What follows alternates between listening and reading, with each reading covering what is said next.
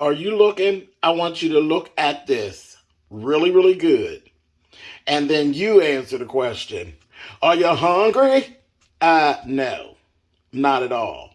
This is for all those who are always saying, no, I don't wash chicken. Oh, no, you shouldn't wash chicken.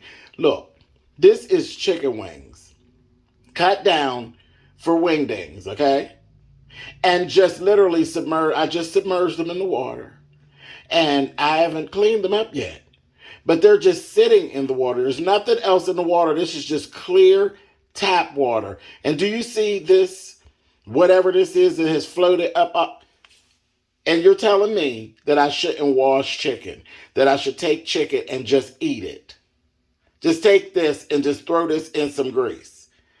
Baby, if you don't get up out of my face, you get up out of my face. People talk about, well, no, when you're doing that, you have to you can't rewash your chicken because you're just slinging salmonella around. Well, what is this? What is this? I don't know about you, but I'm not getting ready to put that in my body. Not on purpose. Not on purpose. Not at all. So, I'll answer my own question.